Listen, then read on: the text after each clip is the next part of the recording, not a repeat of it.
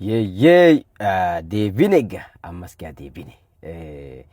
Hordoftoota kiyya kabajamoo fi jaalatamoo akkam naa jirtan fayyaadha nageenya isin badhaadha baga jiraattan. Sagaleelleen xiqqoo qufaatu harkaanuu qaba kanaaf attinki xiqqoo wantii qabdi. Dhiifamaan of kalchaa isiniin jechaa. Tasabaatuun naman dhiistu gaa hogguu waa'ee sabarraa dubbanna. Waa'ee nama dhuunfaa ajandaa nama dhuunfarraa hin dubbannu jechuudha. Ajandaa hawaasa bal'aa ajandaa uummata Oromoorraa dubbannaa jechuudha. Dhiifama. Duraan dursee wanni an dhufee fardhagaa gooticha keenya falmaa mirga dhala namaa Hacaaluu Hundeessaa artistii Oromoo ka Oromoon hundi jaallattu onnirraa kaasoo jaalannu dhabne jechuudha. Isarra dubbachuu dhufe har'a akkuma beekamu gaa bilchiginnaani faarsitee bultootaa fi kaadiroonni siidaa Hacaaluu Finfinneetti dhaabne siidaa Hacaaluu akkana goone artistoonni namtolchee bilchiginnaan paartii bilchiginnaatiif hawwisoo dhaabaa bilchiginnaatii fi faarsitee bultoonni wal jalaa fuudhanii farsaa jiran jechuudha. Kanarraa dubbachuu barbaada. Duraan dursee yaa waa hirraanfachuu jedhe Hacaaluu Hundeessaa. Yaa Oromootiyya nuti waa hirraanfanna waa daganna shorti meemorii qabna jechuudha. Mee wagguma shan if duuba deebi'a. Hacaaluu Hundeessaa hanga har'aatti uummanni Oromoo booyaafii jira. Wallaahi mucaasan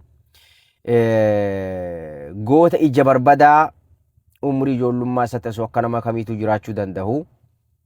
Haqa uummata Oromootiif dhugaa uummata Oromootiif ani wareegamee uummanni Oromoo agartee haqni uummata Oromoo bahuu qaba kan jedhu waan du'eef uummanni Oromoo sabbaruu dadhabe jechuudha. Sabbaruu dadhabe Hacaaluu Hundeessaa jechuudha. Hacaaluu Hundeessaa akkuma beekamu kan nu jala ajjeese Abiyyi Ahmad Bilchiginnaa Shimallis Abdiisaa jechuudha. Daldala siyaasaa ittiin daldalan. Ajjeesanii Jaawar Mahammad Faayoo yaadattan guyyaa Hacaaluu Hundeessaa nu jalaa galaafatan. Bilchiginnaan Taakkalee Uumaa faan ajeenyuudha. Shimallis Abdiisaa faan reefki Hacaaluu Finfinneetti awwaalamuu hin qabdu jechuudhaan dirqiidhaan waraanan dhiibaa turanii.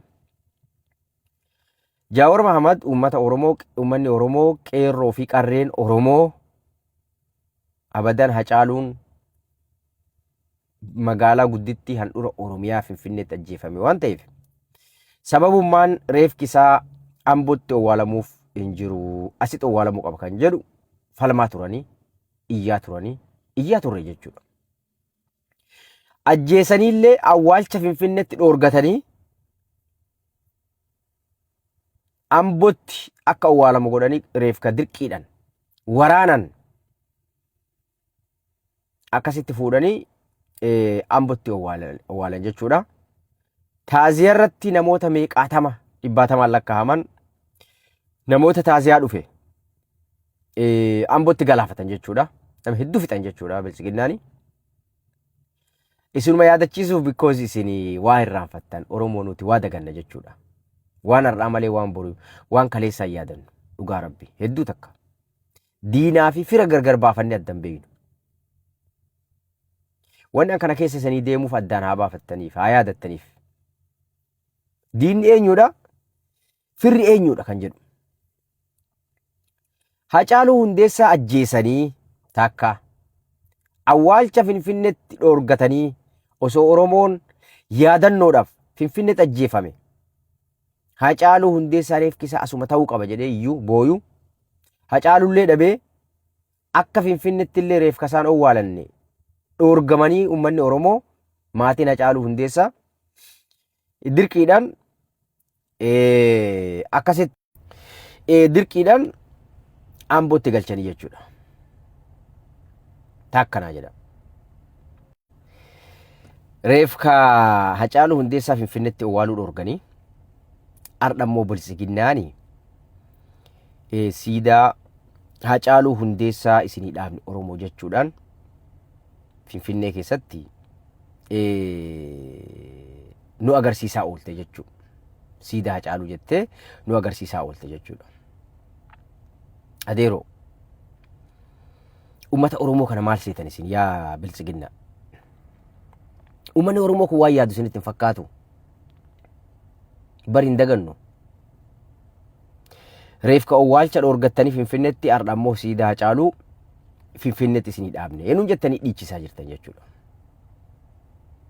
Ofii ajjeeftanii, taaziyaa teessanii boochanii, awwaalcha gartee Finfinneetti dhoorgattanii ardha immoo siidaa isinii dhaabne jettanii yeroo kanatti sababi isin fiddaniif maalidha jechuudha. Gaafidha. Deebiin gabaabduudha. Elekshinaa diraamaa kijibaa cidhaa Abiyyi Ahmad filmaata jedhee asii fi achi wiriwit jedhu kan nama dorgomuun hin qabne, dorgomaa hin qabne, kophaa isaa ka paartiin mormitu takka hin jirre, ka nageenyi hin jirre, ka mootummaan Tigraay, naannoon Tigraay elekshina keessa hin jirre, naannoon Amaaraa elekshina keessa hin jirre, Oromiyaan harka 70 elekshina geggeessuudhaaf haalli mijataa hin taane, naannoleen biraa akkasuma yaadeero. Elekshin akkam naa geggeessita kuni waggaa 5 dhufu cidha naa godhaa jettee cidha yaammattee jala bultii cidhaa geggeessaa jirta malee kuni elekshinaa miti jechuudha. Garuu duuba wanti inni siidaa Hacaaluu Finfinneetti isinii dhaabne jettee biltsiginnaan arrasii fi achi harkiftuufi cidha kanaan bareechifachuufi jechuudha.